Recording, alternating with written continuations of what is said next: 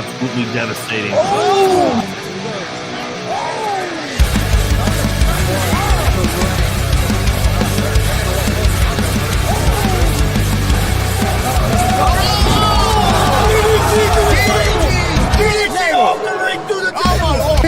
This is Joey Owens' show. They've been trying to get me on this broadcast forever, and this is the worst damn podcast I've ever been on. So you all can kiss my ass while I win this match.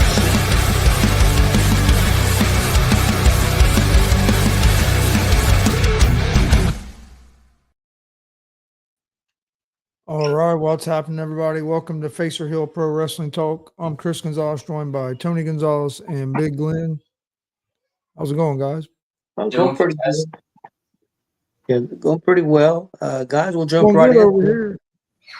Going good over here. Are you locked up there? Up there, guy for football for the next 8 years or something like that? Yep.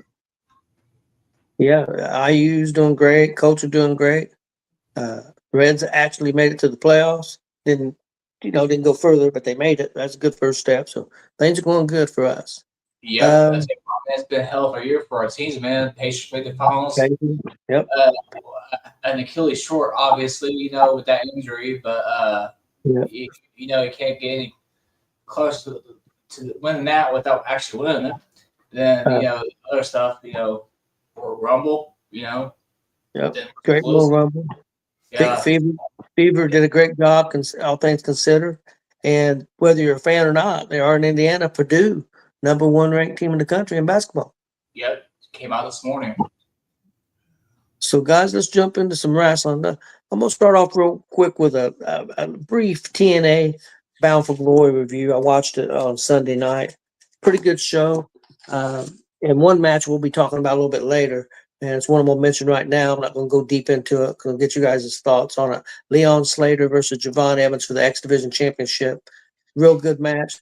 A lot of people didn't like the finish. We'll discuss that. But some people thought that it was possibly could have been heading towards match of the year. So we'll talk about that. The other big match, one of the other big matches on the card was the Hardys versus Team 3D in a tables match for the NXT and TNA Tag Team Championships. Thought it was a solid match. Thought Jeff Hardy's trying to kill himself jumping off that big ladder, and I saw that. Looked like to me he hit his back of his head on the ladder. The way that thing set up, but it was a good match. It was a storytelling match. It was what it should be with these guys all in their 50s. But it was very enjoyable. The crowd loved it. The crowd was into it. So I thought it was pretty well done. Next up, the big match was Mike Santana versus Trick Williams for the TNA Heavyweight Championship. Trick Williams was the champion. Mike Santana gets the win.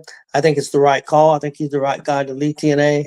So pretty enjoyable show. They had the biggest crowd they've had in North America. I think they was just around 7,600 people. So it did very well. I think this partnership with NXT is working pretty well for both sides. But I think it's actually maybe working a little bit better for TNA, especially if they get that TV deal that they're trying to get. So I think something will be announced around the first of the year for that. I think that's what they're waiting on. I think they said it's at the lawyer stage now. They're getting everything worked out. So I think it's basically just basically getting it on paper. So I think that's going to be pretty cool. Next thing up, let's do WWE Crown Jewel. We'll talk a little bit about that. Pretty good show. I really enjoyed the show. Some interesting things happened. The first one was in the Bronson Reed Roman Reigns match, Australian street fight. Bronson Reed gets the win. And guys, in the last 5 years, he's only the second guy to pin in a singles match to pin Roman Reigns. The other one being Cody. The only other person was Jey Uso in a tag team match. So, and that wasn't a singles, of course, it was tag. So, you guys thought. Hey, brother. I got a question for you, Tony. Yep. Did Roman really say, "I don't want to see y'all for Christmas"? Yes, he did. I saw something about it. We'll get to that. I knew Ace Frehley was in bad shape. He passed him. Yeah, that sucks. He was just here in Indiana about a year ago performing. Yep. Yeah, but Couple, Anderson, couple different places. Did Kokomo maybe a little over a year ago for free, and then did some another place too. But he's been around. Yeah, guys. Let's go back to the match here. I thought it was a good match. I enjoyed it. Um, I think it was the right move, especially with some of the things that happened later on. But Bronson Reed is definitely getting the rub, and I think that's what Roman Reigns' job is, unless he's going to be around for a while for a story, which I think is going to come. I think he's going to be around for a little while. So I think they got a story planned. But you guys' thoughts, if you got to see the match, what's your thoughts on the match? And Roman did tell them to stay back, don't interfere in the match. And they came down and tried to help. And Jey Uso accidentally speared Roman into the table and cost Roman the match. And Roman was pretty upset. Told me didn't want to see him till Christmas. and started walking up the ramp. And the thing he's saying is that they don't understand that people don't believe that he can win on his own. And he wants to prove people wrong. So I thought that was interesting. Your thoughts, Big Glenn? great match. Right call. I love the bit of not wanting to see him till the Usos until Christmas. So I'd hate to be around that family at Thanksgiving if that's the case. So Yeah. Chris, did you get to see any of that match? No, I didn't see any of that one. Okay. Yeah, I thought it was well done. And we had talked before, we thought Bronson needed to win, but really, I don't think most of us thought that they would let Bronson win. Yeah, I was surprised that he won. I told you I felt like he needed to win, but I didn't think they'd pull the trigger on it. So yeah, it definitely surprised me when Sunday when I talked to you either I can't remember if it was Saturday night or Sunday morning. Yeah. You said that that Bronson won. I was like, oh, I didn't expect that. Yeah, I didn't either. So, and the crowd really loved that match, so I thought it was pretty well done. Next up, Stephanie Vaquer beat Tiffany Stratton for the WWE Women's Crown Jewel Championship. So, not a real long match, about 10, 11 minutes.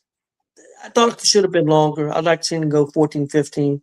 But I did hear there's rumors that Tiffany Stratton was under the weather, and they basically just got in, did the job, and went on. But I thought it was a solid match. I enjoyed it. I know Big Glenn's excited because I know he's a huge Stephanie Vaquer fan. I am too. I think they're pushing her to the moon. And in less than a year, she's won 4 titles. So in about a year's time, she's won 4 titles. So you got to give her some credit. Big Glenn, your thoughts? Stephanie could do no wrong in my eye, obviously. So that was freaking amazing. She's actually, of all the posters and stuff that I got, the one for WrestlePalooza with the piece of the rematch is going to be the next thing to go on my wall. So yeah, amazing match. I heard about the Tiffany situation. Hope she gets better and stuff like that. Yep. Chris, I don't know if you've seen any of this match, but your thoughts on Stephanie Vaquer beating Tiffany Stratton?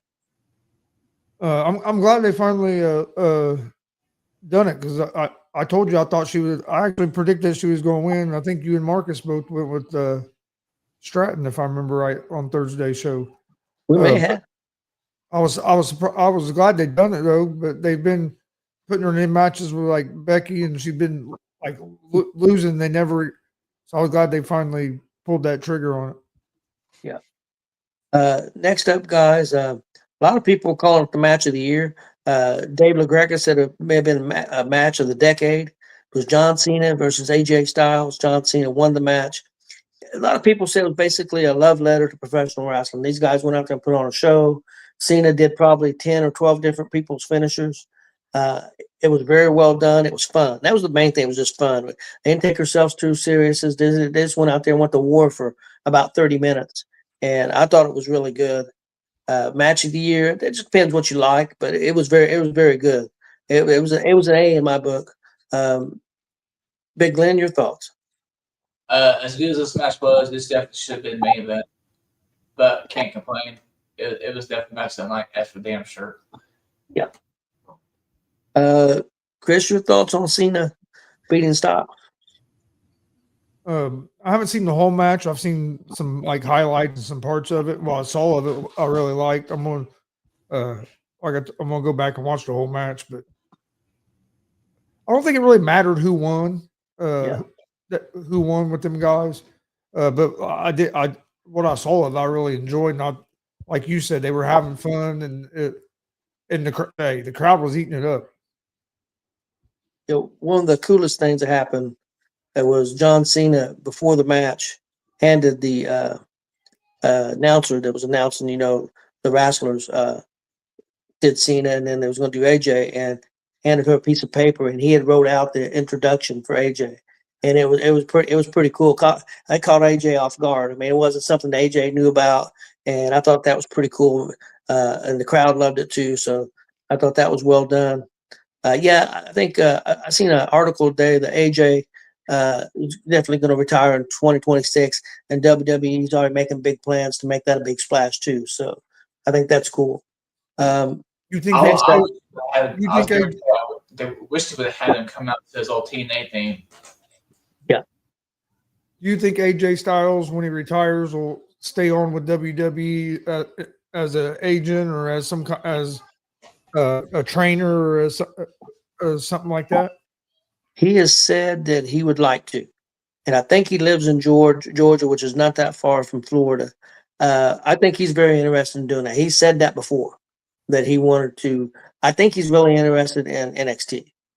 Yeah, I can see him doing JB Noble stuff, like, you know, back when he used to do the agents and stuff like that. He break people up and shit like that. You know. Yeah. Next up, really, really good tag match. Crowd was hot for it because Rhea Ripley was in it, of course, when they was in Australia. Io Sky and Rhea Ripley beat the Kabuki Warriors. I thought this was a very good match too. B+ or A. The crowd was going crazy. I thought all four wrestlers put on a show. I think Asuka's doing some of her best work, and I think it's actually starting to. Guys, gonna have to help me with her name. I can't think of her name right now. Not Io, but the other Kairi. It's really looks like to me it's starting to rub off on Kairi, and I think she's going to get elevated from this. I think that's what their plan is, and I think she's going to get elevated to the next level. So, I mean, Io's already there, Rhea's there, Asuka's been there, so I think that's kind of their job to elevate her. You guys' thoughts, Chris? Your thoughts on Io Sky and Rhea Ripley winning this match?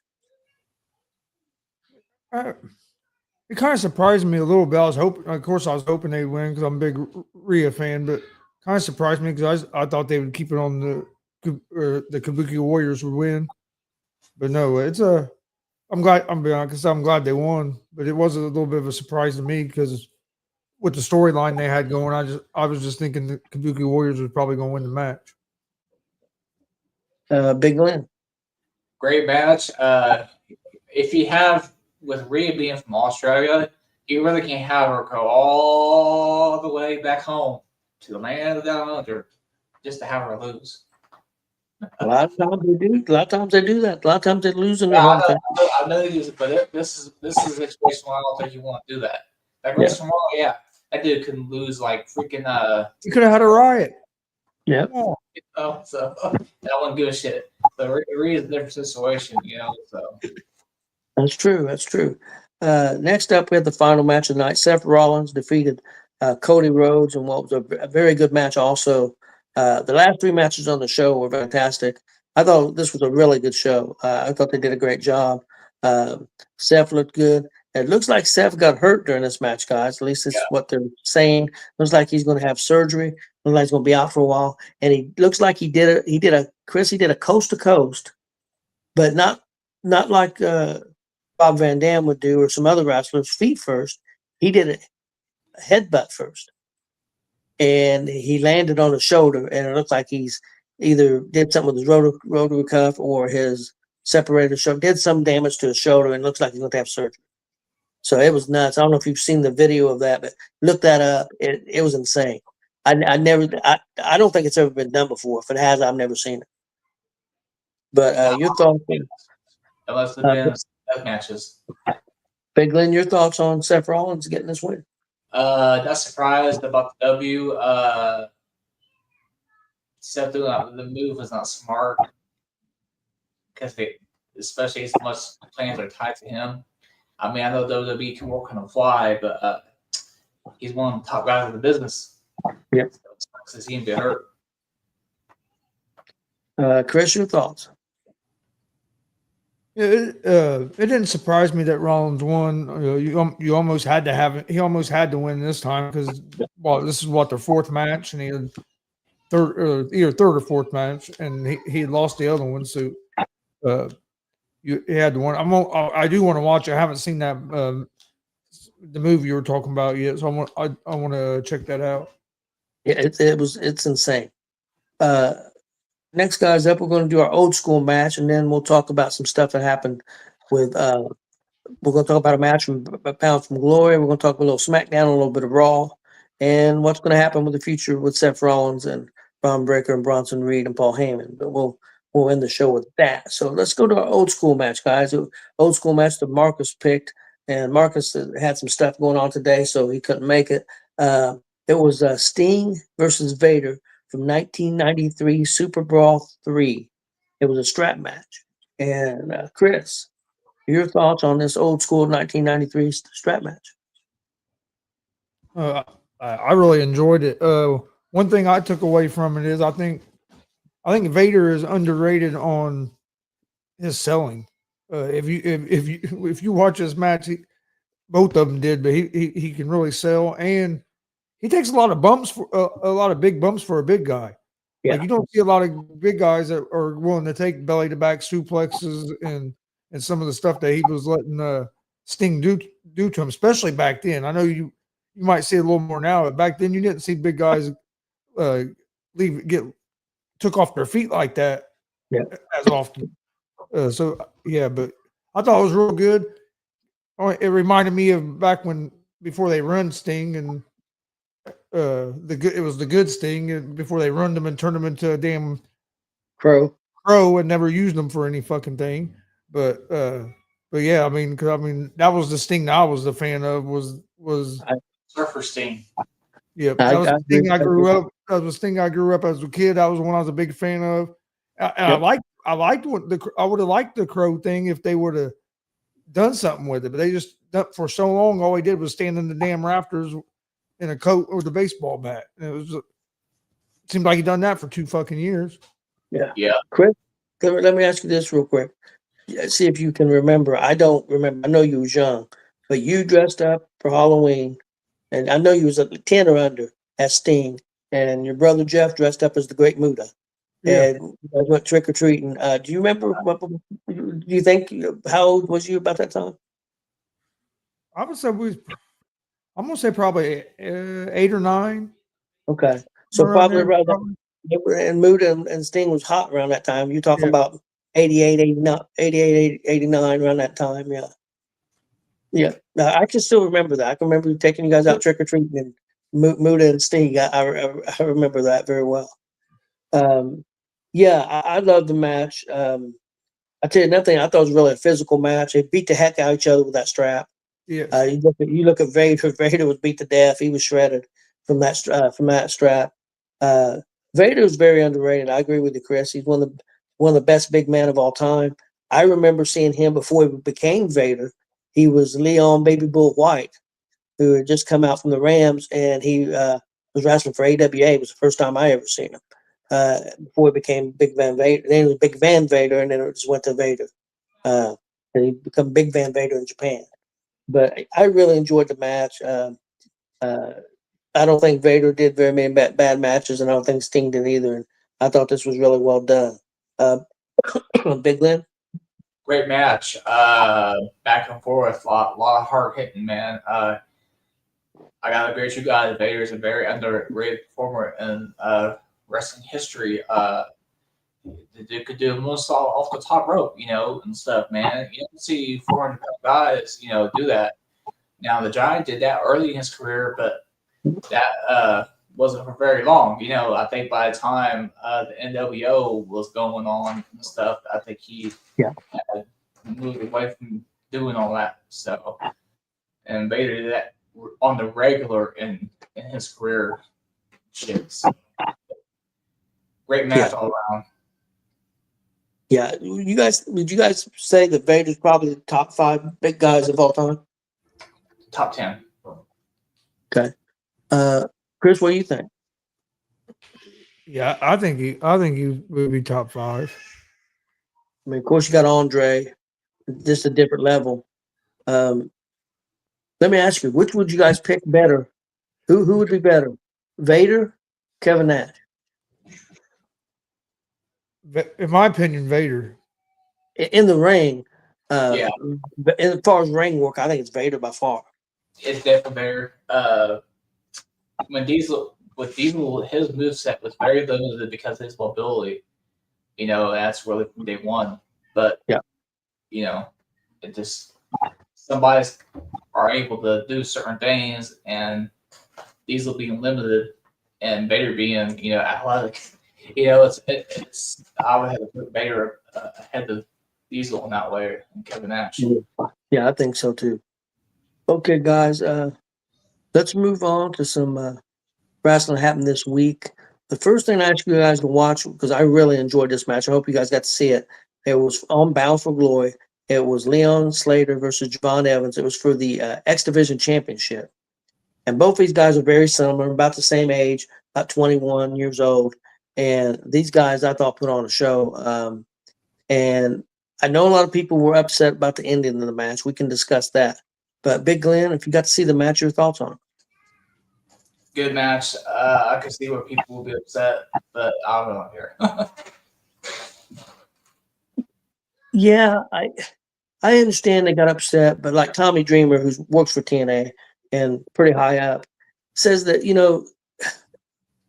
I think they're building something else. They're building to another match or more matches or storyline. So sometimes you're going to do things, and it got a great reaction. Yeah, was they upset? Yes, but that's not a bad thing with the fans. I mean, if they step silent, then you got a problem. If they react, whether it's booing or cheering, you got something. It's when they don't react is when the issue is. So I didn't. I mean, would I like to see a different finish? Maybe somebody wins. Yeah, maybe, but I didn't have a problem with it. Of course, I've watched wrestling for a long time and used to finishes like that. And I can remember where most matches you watched was disqualification. That's how they got out of it. Always got disqualified because we don't want either guy to lose. So I didn't have a problem. Today's generation of wrestling fans, they're not long for a good old dusty finish. Yeah. Yeah, right. Yep. Chris, did you get to check this out? Yeah, it was really good. Now it's not necessarily my cup of tea because ain't a whole lot of selling going on. No. But like action wise and everything, I mean everything that was spot on. I enjoyed watching it, and it's not, like I said, it's not normally my cup of tea because I'm more into the storytelling. This was basically just a fast paced going at it, and I wasn't too much. You didn't really see a whole lot of selling. Yeah, but I really enjoyed it. Thought it was really good. And I agree with you, Chris. But what I liked about it was this was the only match on the show that was like that. Yeah. Instead of, and that's kind of my downfall with AEW. All the matches, or most of them, are like that, and I get it gets a little boring for me when it's all like that. WWE does it sometimes too, but they don't do it as much. And TNA in this match, yeah, it was the only match on the show like that. So I really didn't have an issue with it. Universal saying Rollins and Fatu both had surgery and will be out till at least right. That would be June. What'd you say, Glenn? That would be June. Money in the Bank, right? Yes, I think June and July. Yeah, I heard. I don't know if it's true, but I heard Jacob Fatu's injury was a non-wrestling injury. It was something that had to be done that didn't involve him getting hurt in wrestling or anything. Okay, guys. Universal saying that SmackDown ratings are down just above 1.0, which are all-time lows. Yeah, it is. For Friday nights is not a good night. I knew when they went away from. It's hard to compare the numbers on SmackDown to what Fox did because Fox is regular TV. So I knew they were going to go down, and they are going further down. Then you've had some playoff baseball and stuff like that. I was shocked today that NXT went up. They went up this week, even compared to last week when they did that show with that TNA special, and they went up this week, and it was up against baseball. So I mean, I was really shocked about that. But yeah, ratings for TV is that's why WWE is a global product. They're doing more views globally than they are in the United States now. It's more of a global product. He said that Fatu's injury was a car accident. Okay, I heard it was non-wrestling. So, but yeah, I enjoyed this match with Slater and Evans. I thought they put on a great show. Just right at 27 minutes. So that's one thing I got to say. It sure didn't seem that long. I mean, they really very entertaining. So it didn't seem like a match that dragged or anything. Next up, guys, was SmackDown. Aleister Black defeated Damian Priest in a last man standing match. Wanted to get you guys' thoughts. I enjoyed the match. They did something at the end that hasn't been done a lot recently because that was very old school. Of course, the original Sheik did it. Jerry Lawler did it a lot. There's other wrestlers that what happened there at the end? He threw fire in the face of Damian Priest. What I liked about it is where they did it at. They did it right in front of the fans.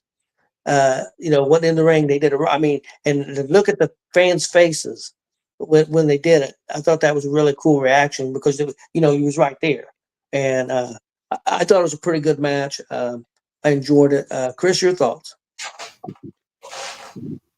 Yeah, I thought it was a real good match as well. I thought that spot was cool. And like I said, like you said, I like where they done it at, the way it was right in front of them. But yeah, I thought it was a real good match. And I asked both of you this question, and Glenn, you can give your take on the match and answer this question when we get to you. What do you guys think about adding Zelina Vega to Damian Priest? Because it looks like where they're going. Of course, they are married in real life. I think it's a good move. I think it's a good move for both of them. I think it's going to help Zelina. And I don't think it hurts. I think it just, to me, I think it may be an FU to Karrion Kross and his wife. We don't need you. We can put these two together. And it almost seems like a slap in the face to me. I don't know. Maybe you guys don't have that take, but I kind of think that a little bit. We don't need you. We don't need to sign you. We got these two right here. So, Chris, what do you think about Zelina? Do you like that being attitude? Does it make a difference? What do you think? It don't make a big difference to me. But I do think it. I agree with you. I think it'll help. It's going to help her. And it's not going to hurt. It's not going to hurt Priest at all. And it might help him too. You never know. So yeah, I kind of agree that it's a slap in the face to Kross. Yeah, I think it is. Big Glenn, your thoughts? I'm gonna work backwards because I got to get on that. We know how Triple H's mind works, and we watched documentaries between all of us over the years to get an idea of how his mind works. Yeah, that's slap in the face of Karrion Kross and Scarlett Bordeaux. Which I'm not surprised at the end of the day because that's just who he is. He likes doing funny things like that, similar to how Vince did in a different way. But anyway, adding Zelina and Aleister Black together is great because it adds the dynamic to Zelina Vega that we didn't have before, and it adds that realism to it, with them being married and shit like that. So I think it was interesting how that match ended just because, her coming out, you didn't think that she'd get involved, and she does, and gets with, her husband. I mean, it was very subtle. I mean, basically, she interrupted the match so he could set up the fire, but it was very subtle. And I'm interested to see where they go with it. And we'll get to this, what Universal's talking about. Well, let's just do it real quick before we get to our last topic with what happened with the Vision on Monday night. Andrade got fired by WWE. The rumors are that it had to do with substance infractions more than once, and they, I think, also had some bad attitude and discipline problems, and they let him go. Well, he went straight over to performed in Mexico at a show, and then he performed on AEW, right? Almost like a week later. And I guess WWE sent a whatever you call it, order saying, cease and desist order, and said no, he's under. And some people, there's been some different thing. I've seen 90 days, which is normal, but they're saying that TKO has a deal where it's 1 year. So I don't know if it's a different type of contract than what they've done in the past, but they're saying he's got a 1 year complete clause. So if that's true, man, that sucks. And for him, and also I can see WWE's look. You had a bad attitude. You wouldn't listen to us. You kept doing stuff, so we fire you. No, we're not going to let you just go anywhere. You're going to do this non-compete clause first. So I understand that. I think maybe they think he was trying to get fired so he could go to AEW, and now they're saying no, that's not going to be that way. So you guys' thoughts on that, real quick? What do you think? I mean, and the other thing is, both of them not knowing the contract. AEW not doing their diligence and knowing what the contract is a big mistake on their part. And also on Andrade, he should know what he signed. That's what I was going to say. Well, I wouldn't be signing the contract saying that if I get fired and leave here that I can't work for a year. That would, if you want to do like 90 days, something like that. But like, yeah, he should. You would think he would have known that he signed a contract saying that, hey, if I fuck this up, I ain't gonna be working on these other places on TV for a year. Yeah. Like, yeah, that to me that I think that's a bad contract on his part, or bad signing on his part. Like, I'd be trying to get that way lower than a year. Oh yeah, and I've never heard of a year before, but it may be something new that they did. Maybe and again, I know Billy Ray has said it's amazing how many wrestlers sign contracts and don't read them. But only thing they look at is how much money am I making? They don't look at all the other stuff. And yeah, that's crazy, man. I'm thinking maybe TKO put that in his contract because of his recent history of bouncing back and forth, so instead of a 90-day, they threw in a 1 year to make sure that, things are going to go well and he abides by it and stuff like that. So it wouldn't surprise me, But yeah, it's a crazy situation to say the least. yeah, he's saying that Andrade asked for his release and they said no. And then he purposely got, it's possible. Possible. If that ends up being the case, then he's bound by the terms of this contract on his contract end date. So and see, Universal saying that if you get fired, it's 1 year. If you get released, it's either no days or up to 90 days, depending on what. Firing is a year. Yeah, I think it depends on if they release you. Or if they just let the contract run out, if they just let the contract run the full thing and runs out, sometimes there's no compete. But if they release you, there's 90 days. I think NXT is a little bit less. I think NXT is only like 30 or 60 days. Yeah, so I know NXT is a little different than in the main roster. Yeah, I mean, I can see why WWE does that, or I can see why TKO does that. Because if you don't want to be here and you just try to get yourself fired on purpose. So then you wouldn't have, and then you go do whatever. So this way, if you try to get yourself fired on purpose, you can't, ain't gonna be able to work for a year. Yeah, you're bound to the terms. Pretty much, I would say in a contract. I'm sure if it's 1 year, fire into the year, his contract probably ended at the end of that year. So I want to get you guys' opinion real quick before we go to this last topic. Ridge Holland wrestled for NXT, been on the main roster too. His contract is getting ready to run out in November, and they wasn't going to re-sign him. Well, but he was wrestling on NXT, and he got hurt. He actually got hurt at TNA. He was working a TNA match, and he got hurt. And so now what they're doing is he'll get paid up to November until his contract runs out, and they're not going to pay him anymore. And they are going to pay for his hospital bills and his rehab. You guys' thoughts on that? Do you think it's unfair? Do you think they should continue to pay him? I mean, or hey, he had a contract. The contract runs out. They had already planned on releasing him. That was pretty. What do you guys think? Do you think that they should continue to pay him? Because they say he's going to be out at least 6 months before he can work again. So, your guys' thoughts? Ooh, that's hard. It's so kind of deep both ends. But at the end of the day, I think he probably should be at least paid until he's able to work again. Chris, your thoughts on that?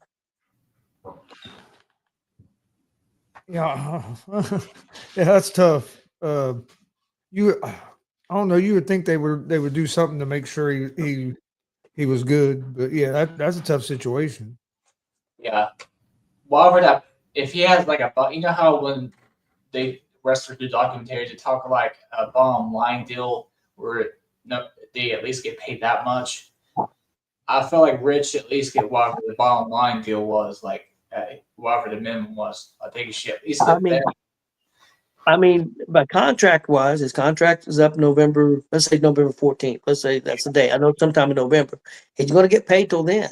So, but again, he got hurt working for them.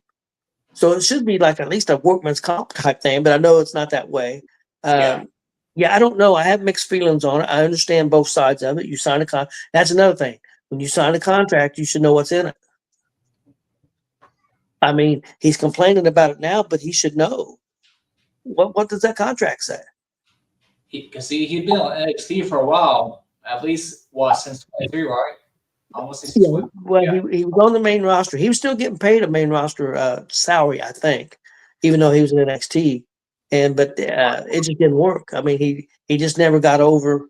And like I said, they planned to let his contract run out. He hadn't been on NXT TV hardly at all. He'd been doing house shows, and then he did this thing for TNA. But yeah, it sucks. I mean, it's a tough situation for him. I don't particularly like it, but I guess it is what it is. Okay, guys, let's move to our last topic. It was on Monday Night Raw.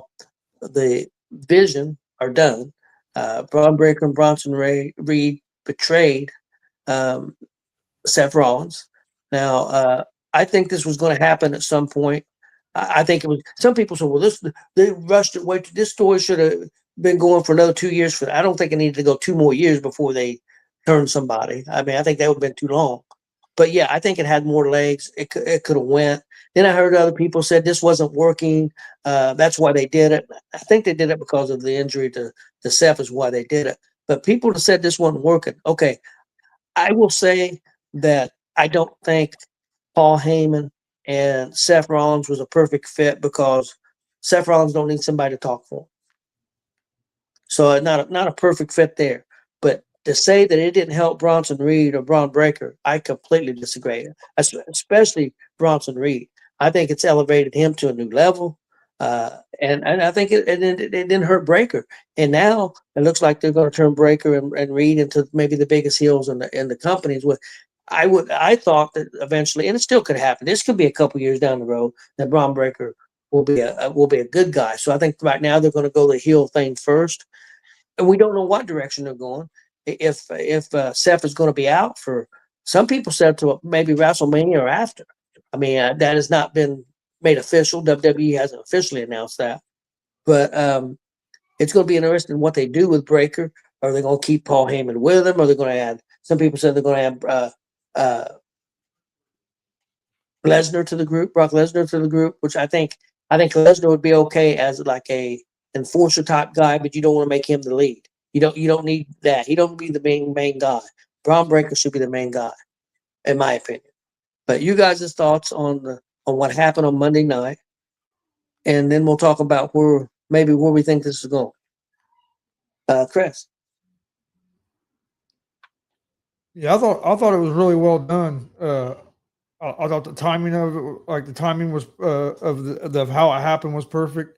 I don't think they would have done this soon if I think it was because of the injury to Rollins is why they went ahead and pulled the trigger on doing it. But yeah, I thought the segment was well timed. I thought it was well, like it kind of caught you off guard because out of nowhere here was a spear. So like yeah, it was. I enjoyed. I thought it was well done, but it'd be interesting to see where they go with it. But yeah, I think it got sped up some because of the injury to Rollins. And then people want to say, "Well, I've seen this coming." You may have seen this coming eventually, and you may have thought this was going to happen eventually, but I think anybody that said they knew that was going to happen that night is full of shit. Because the people's reaction in the crowd was unbelievable. They were stunned. I thought it was very well done. Big Lynn? Yeah.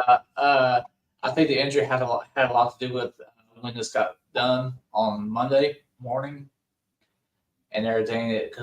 It's so well done. Like the camera angle goes wide, and all of a sudden you see Bron Breakker step down off the road. All of a sudden he turns around and wham, you know. There was a Facebook real meme that I shared in our ESPN chat, I think, or it was the rest of the commentaries one. It was like the best TV shows have these crazy endings, and it pauses at the how they have a Seinfeld ending. You know? Yeah, they're doing very good of putting the credits up and everything, and everybody thinks it's over. I know there was one guy online said, the credits came up, I turned it and then find out that this happened, 10 seconds after they showed the credits, it was a perfect spear. My thing is, if you got a messed up shoulder, what are you doing taking a spear in the big splash from Bronson? Wouldn't that be kind of maybe just a situation you can't hurt it no more? Yeah. They probably said he couldn't be hurt no worse, so he just dealt with the pain, a little bit of pain that it was going to be, and to do it. Guys, where do you think this? I would say Monday night they're going to have to announce something. If he's really having surgery, and he's going to be out for a while, they're going to have to announce a tournament, something to get a new champion. Because the plans was CM Punk was going to have a title match against Seth Rollins on Saturday night's main event on November 1st. So you think maybe they have a tournament to get a number one contender, and maybe on Saturday night's main event crown a new champion? That would be the route I go. I don't know who you put against Punk. Do you have Punk? I mean, to me, do you think the right move is to put it on Breakker? I mean, if you're going to elevate Breakker, is you put him in a match with 3 or 4 guys on Monday night, and then you have him beat CM Punk on Saturday night's main event. What do you guys think? I would love to see it, but that might be a little bit that's a hair bit too soon. But I'd be interested to see it. That's where I'm getting at. But who do you? Okay, if you don't put it on Breakker, who do you put it on? A returning Gunther. That's an easy answer, though. I mean, because I don't think they would do that. I think. Do you think the best choice is, if not Breakker, you think it's Punk? Yeah. Oh yeah. It would have to be Punk, because I'm not sure if anybody on the Raw roster besides Punk probably keep that belt. Universal said it's been announced. I haven't seen it yet, but that's very possible. It wouldn't surprise me. The reason I think that it's going to be Breakker, the reason I thought so, is because one thing you've seen Breakker do after he did that to CM Punk, he picked up that belt and they held up the belt in the air, and I thought Heyman was excellent during that segment. His facial expressions, he exactly said to him, "What the fuck are you doing?" That's what he said.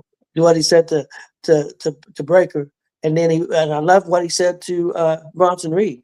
He said, "You're either with me or you're not," and that's basically the same thing that he said to Heyman, but he was a little bit more forceful with Heyman. I don't think Heyman had much choice, so that could be an interesting story where that goes. Chris, your thoughts on this? I will say we didn't Paul going to the table like the freaking Bloodline did last a year ago, right? Yep. And Chris, what do you think they're going with this? I'm not sure where they're going to go with it. I think if you wanted to add, you had said maybe Lesnar, but I think if you want to add somebody to it, why not add Logan Paul? If you really want them guys, because he's a great heel as well, gets a lot of heat. And with the heat that Bronson Reed already and Breakker have, I think you could do something interesting with that. That would be different. That would be interesting. I wouldn't have issue with that. A lot of people think it's that one guy that's coming back from injury. The one I think. Who'd you say? Dragunov? No. The guy's been out for quite a while. He teamed with he was part of the Australian guy down under. Damn it. Austin Theory. Austin Theory. A lot of people think that they're going to strap it to, and I think Austin Theory would be a good fit, other than he'd really been down as luck as of late. So I think he would almost have to come in and prove himself before they put him in the group. I don't know if it fits if just say, okay, we're bringing Austin Theory in, he's in the group. I think you gotta find a way to tie it in, or it don't fit. For me, I think look wise and ability wise he fits, but what he's been for the last year, I don't think fits. That's my only issue. It's going to be interesting to see what they do. Also, they had things lined up for War Games, and Seth was a big part of that. So it's going to be interesting to see what they do with War Games in November. So, and that's a big show. That's there in San Diego at the baseball night. They've sold about 30,000 tickets already for that. No matches announced.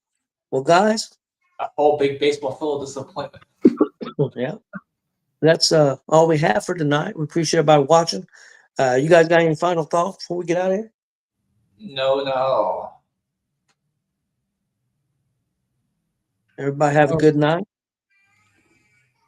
All right. Yes. Please hit that subscribe button on YouTube at Gonzo Sports Room. Like, follow Facebook, Twitch, X, Instagram, all at Gonzo Sports Room as well. And we will see you guys next Thursday.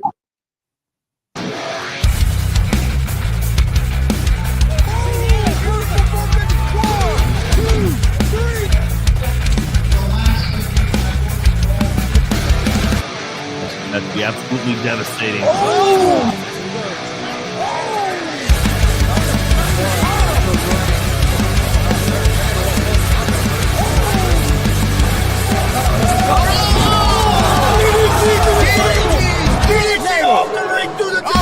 Here, this is Joey Owens show. They've been trying to get me on this broadcast forever, and this is the worst damn broadcast I've ever been on.